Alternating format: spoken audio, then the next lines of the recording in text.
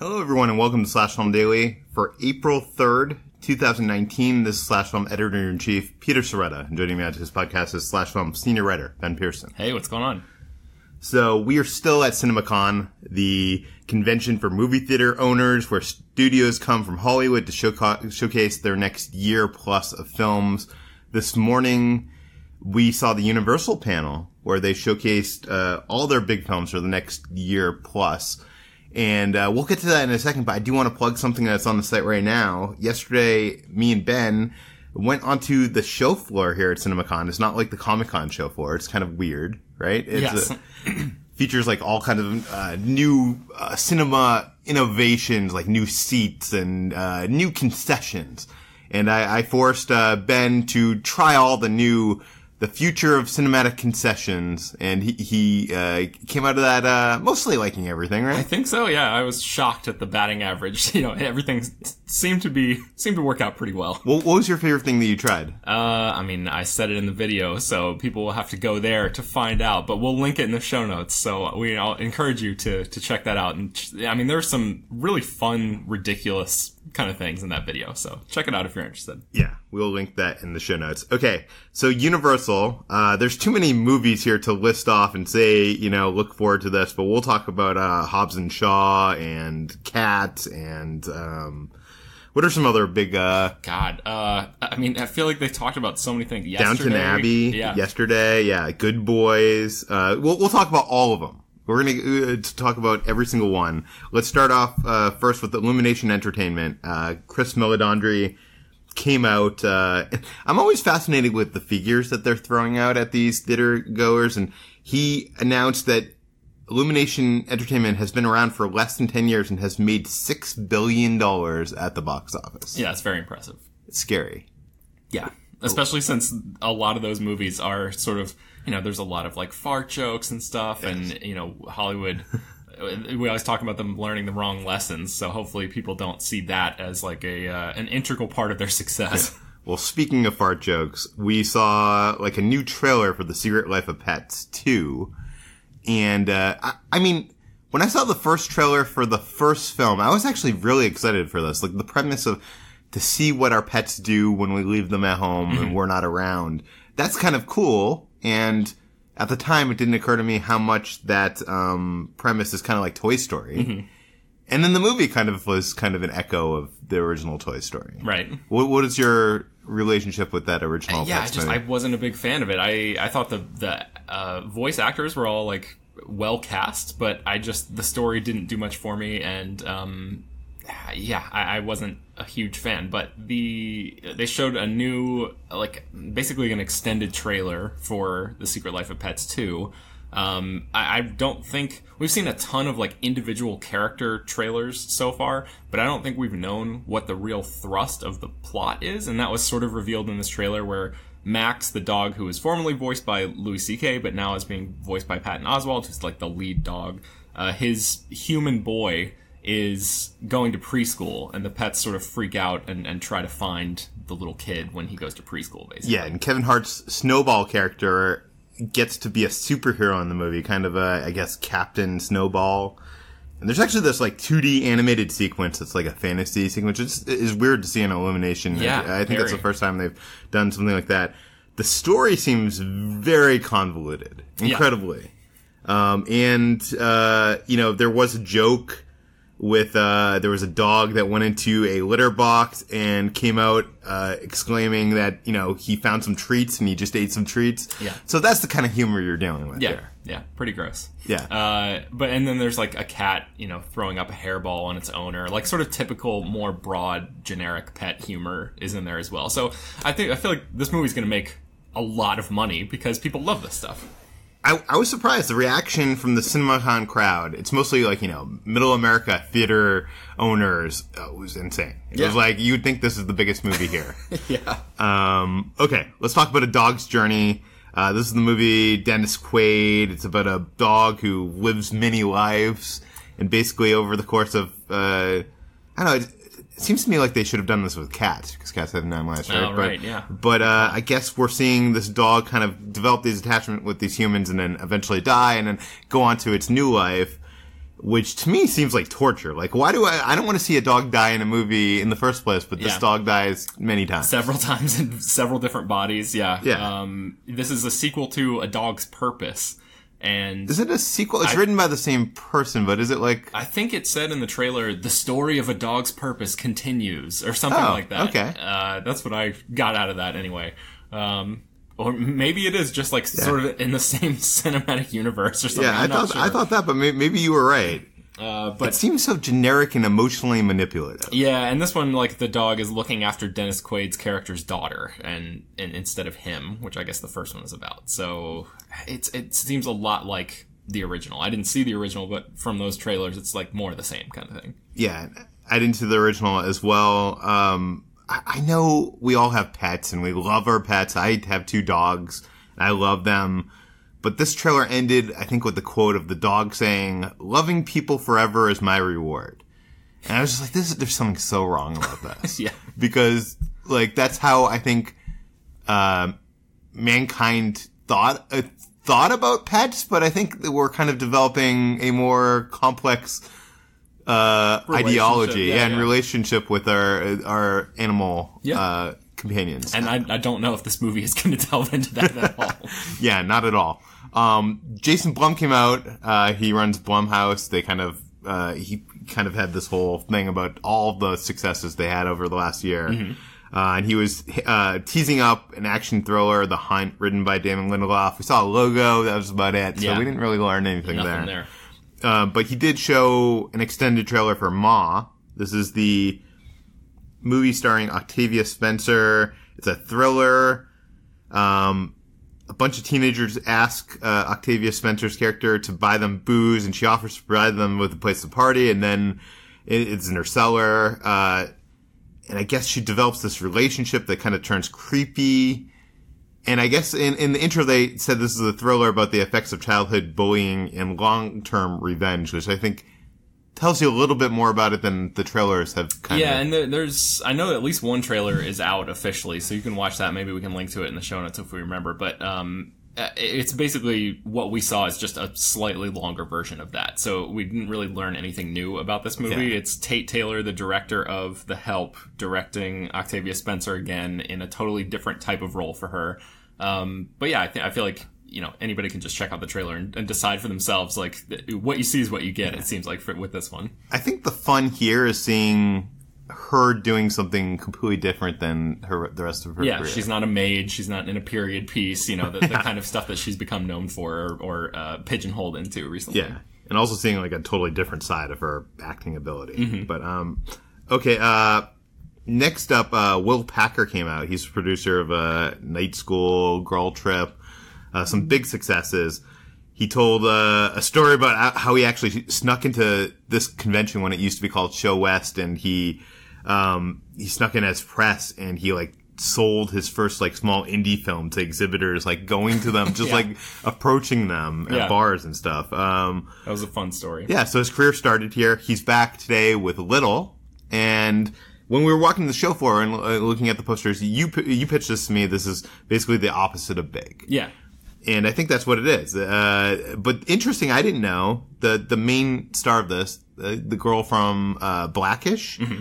I don't remember her name. Her name is Marseille Martin. Yeah, she pitched this movie to Packer when she was only 10 years old. She's now apparently the youngest executive producer in Hollywood, according to them. Yeah. I have not fact-checked that. I haven't either. And she has an overall deal with Universal. I had no idea that she pitched this story, like, for her to star in. I've never heard of this before. A child doing this? I mean, I wonder if, that's like, insane. Shirley Temple did it back in the day or something like that. I wonder if that's the only thing that I can think of where a child star had... You know, I don't know. Macaulay Culkin or any of those maybe, but I don't know if they got into, like, the producing game that early. I feel like their parents were producing. Yeah. Do you know what I mean? Like, it was that kind of weird thing. So that was a shock. And she seems, I mean, she's still a young girl now. She's like a young teenager.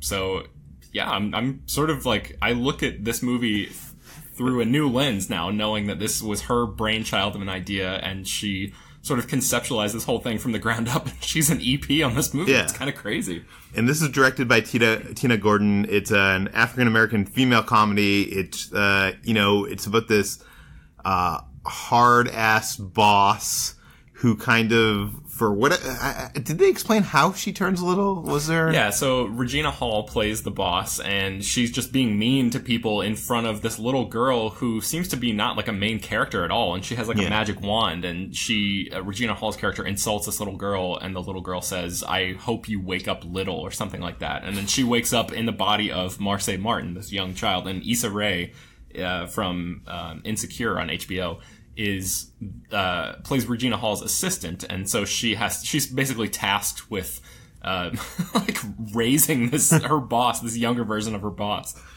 It's interesting because, as you said, this is the reverse of Big, but it's also the reverse of Big in that this is the opposite of a wish fulfillment. It's kind of like the main character being put in a situation where they're not in control of things, and they're going to have to learn some humility, and that's actually... I'm very shocked that a 10-year-old came up with this concept. Yeah. But it looks like it could be fun. Yeah, I think so too. I was surprised. There is a trailer for this online already, but I think we saw a newer thing. Anything else that you have to say about that? No, I'm excited to see what happens with Marseille Martin's career. I wonder if she's gonna, use that overall deal and get a bunch of other projects going pretty soon. We'll see. Okay, the next thing we saw is probably the project that I am most excited about coming out of this presentation. It's Yesterday. It's a film from Danny Boyle from a script by Richard Curtis. It's about an inspiring musician who gets hit by a bus and wakes up and becomes the only person on the planet who remembers the Beatles. And he uses that knowledge to his own advantage and becomes the world's greatest singer-songwriter. And there's a trailer out for this too. This was an extended look. It's such a clever, interesting concept. It seems so charming. What did you think? Yeah, I loved it. I mean, it's basically what we've seen before, and I think we had a big discussion about it on the podcast earlier when the first trailer came out. So you can go back and listen to that for more, because we have a lot to get through today. But I also am very much looking forward to this film. Hamish Patel came out and performed Yesterday live on stage for the audience at CinemaCon, and it was very, it was a low-key, a sort of low-energy kind of thing, but it was very well done. He has a great voice, and I'm excited to see him hopefully become a star based on this movie. Yeah, and Boyle explained that they had to do a nationwide casting search in England to find this guy because they wanted someone that was a new face, but could also handle the songs of the Beatles, could make them his own. I don't know. It seemed like a lot to handle, and obviously act. This is like one of those films. I feel like we've seen enough films. We cover films for a living that I know how stories are going to end. Like I could tell you how Little's going to end right now, and I don't know. I haven't read the script, but with this film Yesterday, I really have no idea how that's going to conclude. It better not conclude with him waking up in the hospital, having been hit by the bus. And as if the entire thing was a dream. I thought that you were gonna say it better not it better not end with him getting hit by a bus and then the entire world going back to knowing who the Beatles are again. That would be weird too. I don't know. Yeah, I'm not quite sure how they're gonna. This is such an interesting premise. I have no clue how they're gonna wrap this up. Yeah. Okay. Let's move on to Seth Rogen and Evan Goldberg's produced comedy Good Boys. They came out, introduced the cast of that. Do you know who the three young stars? Jacob Tremblay, Keith Williams, and Brady Moon, I think, are their names. And this is a film that just recently played at some film festivals like South by? Yeah, we have a review on the site right now from South by Southwest. Yeah, Rogen was joking this film is their most refined grown-up film to date, which is not the truth.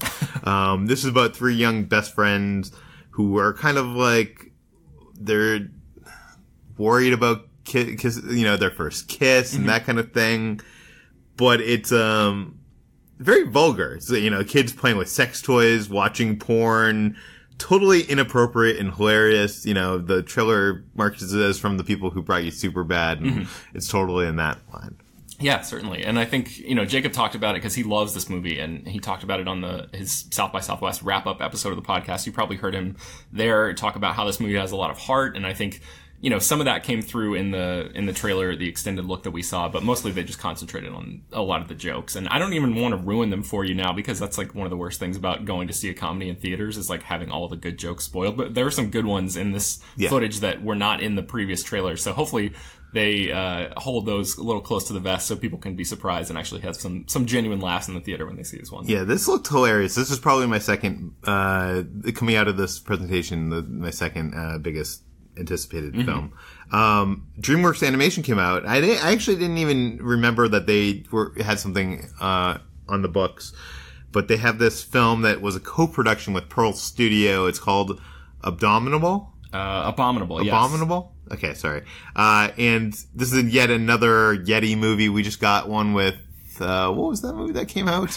God, I don't even know if it's out yet. Smallfoot? Yeah, it came out. Okay. It came out, and I don't think it was good. And this one I've seen posters for, but I don't think there is a trailer out yet. No, we saw the first footage. I think so, yeah. The footage that we saw was like a work in progress, and it's about this young girl, and she discovers a Yeti she lives in China, and she discovers a Yeti. She's named Yi, I think. Yes. This Yeti is living on her roof, and it seems to have escaped from maybe some sort of science lab or some sort of captivity. And I don't know about you. It seemed like the government or some kind of corporation had captured him, and it basically seems like E.T. She's trying to help him escape and get home, and they're after him. Yeah, they talked about the 4 pillars of this movie being music, magic, heart, and humor.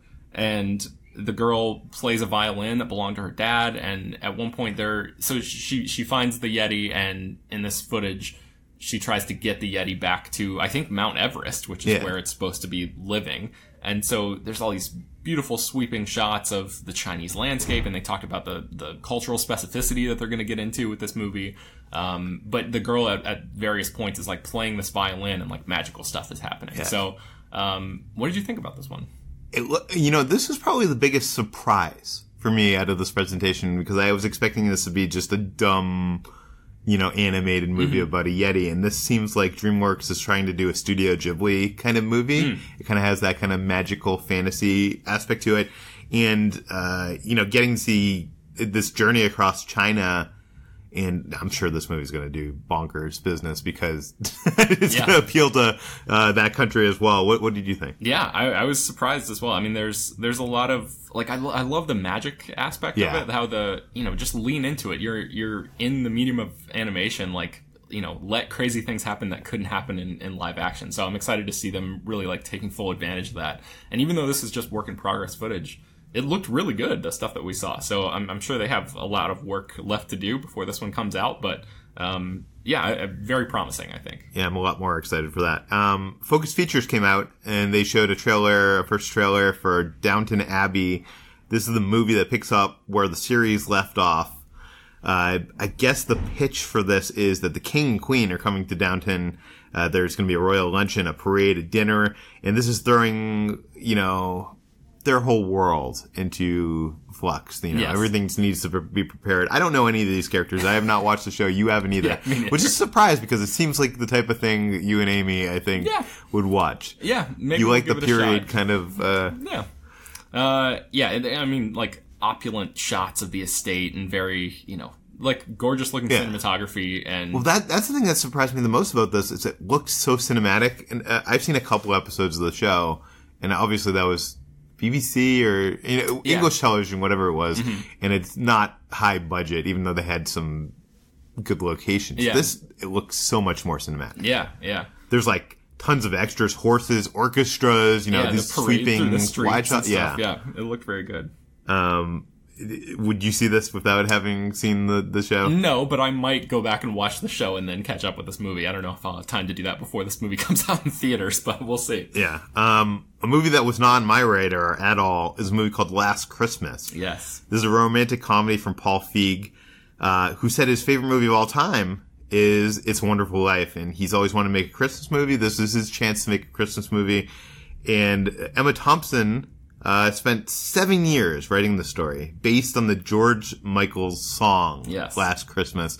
So yes, this is a movie based on that one song. Yeah, and it apparently it's going to feature a brand new, never heard before song from George Michael, as well as I think they said 10 or 11 other songs from him on the soundtrack. And Henry Golding from Crazy Rich Asians and Emilia Clarke are the leads in this one. Yeah, and she plays a person who dresses an elf and works in a Christmas shop all year round. It seems like she kind of wants to escape. She meets his character, and kind of they develop this almost too perfect, or he seems too perfect for everything. There's this relationship. I mean, I'm sure if you listen to the song lyrics, I'm sure that's what happens. We see in the trailer that she's at one point singing the song. Yeah, she wants to be a singer. She works at this sort of dead-end job, but that seems like it's like a climactic, like third act. Like he needs to win him back, and he's by singing the song or something. I mean, look, I'm sure it's going to be very formulaic in that way, but Michelle Yeoh plays Emilia Clarke's boss at the Christmas-themed store, and Emma Thompson herself has a role in it. I think it looks like she plays Emilia Clarke's mom. Yeah. And I mean, Clarke and Golding together, they're just super charming, and I feel like people are going to love this movie. He talked, Paul Feig, the director, talked about this being like a love letter to London, and it's just them strolling arm in arm through the city. I mean, people are just some of it felt like Before Sunset or like that kind of thing, like a adventure on like one day through. I'm not sure if that's what it is, but it seemed like a lot of that kind of like and people are going to swoon for this movie, I think. And Feig made obviously we're here at a convention for theater owners, but he made a point to say, I really wanted this movie to be in theaters. And I think that's like a loose dig at Netflix, who's been producing a lot of Christmas-themed movies. But he talked about seeing It's a Wonderful Life on the big screen and wanting people to have that Christmas feeling in a big screen format. Yeah. So. And to be fair, he's not that old. He saw it on the big screen in film school. Right. Just to clarify. I feel like this movie is going to be HT's jam. She's going to love the hell out of this. This, and I actually think she'll really dig that DreamWorks movie. Abominable, yeah. Because that's totally her jam as well. The next movie we saw a presentation for was Queen and Slim, although the logo is Queen plus Slim. Yeah. And what is this movie? So Lena Waithe wrote this movie. She she created a show on Showtime. She is like an up and coming voice of a generation kind of performer. She had a small role in Ready Player One as well, the Steven Spielberg movie last year. But you probably are familiar with her. Melina Mantzoukas, who's I think a pretty prominent music video and maybe even a TV director. I think she's directed some episodes of like. What is Aziz Ansari's show on Netflix called? It's Master of None. And I feel like maybe she's directed several high-profile, like really high-quality shows. This is her feature directorial debut, and Lena Waithe wrote this script. It stars Jodie Turner-Smith and Daniel Kaluuya as two black characters who are like pulled over by the cops on what appears to be like a first date, and then there's like a shooting and something, everything goes wrong, and they end up going on the run, and it's sort of like a road trip movie where the two of them are driving across the country trying to escape whatever consequences are following them, basically based on this fallout from this pullover situation. So, and I think the filmmakers described this film as protest art to get people to start talking. Yeah. And it looks like that. It looks, I think, Melina Mantzoukas also directed, at least portions of Beyonce's Lemonade video, and the cinematography in this looks really cool too. Like there's lots of slow motion, lots of moody colors. Yeah. So I'm excited to see. I mean, there wasn't much footage on display here. It was like a shorter trailer than a lot of the stuff that we saw at this presentation. But from what I saw, I was very impressed with it. What did you think? I was also impressed. I feel like I want to see more. Yeah, for sure.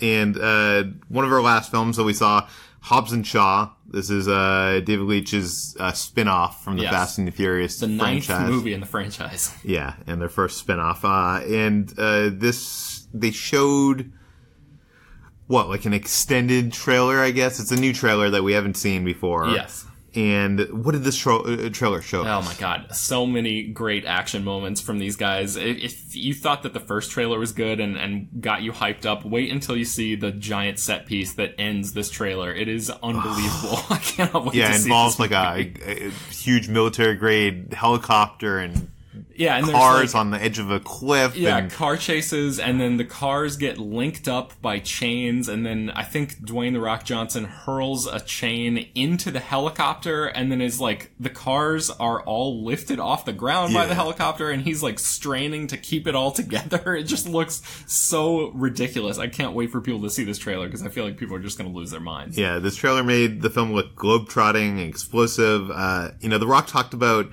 wanting to make something that was special and had its own tapestry and its own energy, but while also, upping the fun from the Fast series. So, this film goes to London, it goes to the Samoan Islands, and we've got to see, he's talking about how he wanted to show, this is going to be the first film to show the Samoa as a culture in Hollywood. I'm not sure if that means ever or just or a big film. Yeah. But we did get to see, there's this point in the scene where they're doing this ceremonial ritual. Mm-hmm. Yeah, he called it the Samoan version of a haka dance kind of thing. Yeah. There was there's a lot of great stuff in this. There's great bickering between the two of them. There's a good indie gun inspired moment, that point from Raiders of the Lost Ark. Yeah, there's a take on that. The plot of this movie is there's a virus that can wipe out half the population. The female villain has stolen it, and there's also this male genetically engineered soldier played by Idris Elba, and he calls himself Black Superman. Yes. So yeah, there's a lot of jokes in there about that. I'm sure they're going to show a lot of this footage in upcoming trailers and stuff, and that movie comes out later this summer. So people can look forward to that. It's going to be a big deal, I think. Yeah, it looks very exciting. And it seems like also there's a big fight sequence on in the Samoa section. Nobody has guns for some reason. Yeah, it's like the Rock's character's mom sold or got rid of all of the weapons cache that they had of high grade artillery, and now they're forced, because the fight is coming to them. It's followed them to these islands. Now the Rock and his family have to use old school weapons in this big huge climactic fight scene. So that should be interesting to see. I know you're a fan of this franchise. This looks great. This looks like fun. I love The Rock. I'm not sure it's working with him. I love films like Moana that take culture and they put it, they introduce you to it. Yeah, and I feel like Fast and Furious films are not the films I want to do that for me, but I'm willing to give it a shot, and I all the action in this looks incredible. Yeah. So, yeah. They did show a logo for Sam Mendes' 1917, the Amblin movie that's coming. I don't even know. Yeah. I don't know. But yeah, we didn't really learn anything from that. The last thing we saw, this is probably the biggest surprise, is Cats, Tom Hooper directed this, the guy who did Les Miserables a couple years ago, and I think won an Oscar for directing The King's Speech. Am I right about that? I'm pretty sure he won a Best Director Oscar that year. I think so. And this is, obviously an adaptation of the hit musical on Broadway that played for years decades. And years. It was the longest running musical in history at one point. Yeah, and this film just finished shooting. We didn't think we were going to get anything from this, but they announced, and they're like, it's too early for a trailer because we have a lot of visual effects, but we're going to show you this behind the scenes piece. And, that was the first surprise to us, because I don't think any of us knew how they were shooting this Cats movie. Right. And it turns out they're using digital fur technology is what the wording they gave us. Yeah. What does that mean? It's basically, it looked like performance capture technology, but not as detailed as something like you've probably seen with behind the scenes stills of Lupita Nyong'o in The Force Awakens, for example, where she has all of the dots on her face, or Benedict Cumberbatch doing Smog, or you have those balls on the tights. It's they're wearing the costumes that their characters are going to wear, these raggedy sort of rundown costumes, because they're playing these cats on a grungy side street kind of alley area. But there's a couple little dots on their face here and there, and it just seems like they're going to apply fur technology to their human bodies and just go from there. I'm very curious to see what the final version of this looks like, because we didn't see any final footage in this. It was just all behind the scenes stuff. I'm very skeptical because it seemed like there was no technology going on, and they're like, this is going to be, we're going to animate this fur. But one of the other interesting things is everything is at a bigger scale. Yeah, I guess. like the movie is being shot from the cat's point of view, so all of the production design and the stages and sets and stuff are designed to be huge. It's almost like a Honey, I Shrunk the Kids type of situation. But so imagine a chair that would normally be like 4 feet tall is now 10 feet tall. Yeah, and they're like running around acting like cats, like slinking around on the ground, and there's all this elaborate choreography and dances, and it looks like huge, the scope of the thing. And the choreographer from Hamilton? Yes. Yeah. And those huge big musical numbers, tons of people dancing, and dancing looks fantastic. Sets, some of the biggest soundstage sets I've seen in years. Yeah. It looks very impressive in the production design aspect. Yeah, I don't know. I'm still, if you don't know anything about cats, I encourage you to go to the Wikipedia page and just try to read the synopsis of what happens in this musical, because it will blow your mind, like how on earth this is a story. So I'm very curious to see how the general public is going to react to this. I know Taylor Swift is in this movie. It has a huge cast: Ian McKellen, Judi Dench, Jason Derulo, Jennifer Hudson, tons of people. Idris Elba also? Yeah, he plays the bad guy in this. He's in everything. Yeah. Here. So, people are going to go, especially because of Taylor Swift and because of the cast members. There's a ton of stars in this. Oh, it's going to make money. Like, imagine how many people have seen that on Broadway over the years, and they're all going to be like, oh, I'm going to see the film version of that. Oh, certainly. But creatively. Yeah, and I'm curious to see what people who have never seen the Broadway show are going to think. Are they going to just walk out of this being completely dazed? Like, what the hell did I just watch? Because the story is nuts, and it looks like the technology they're using is kind of nuts, too. So, I don't know. There's a huge question mark for me about whether Cats is going to be any good, but I think you're right. I think it's going to make a lot of money. Yeah, I'm curious as well.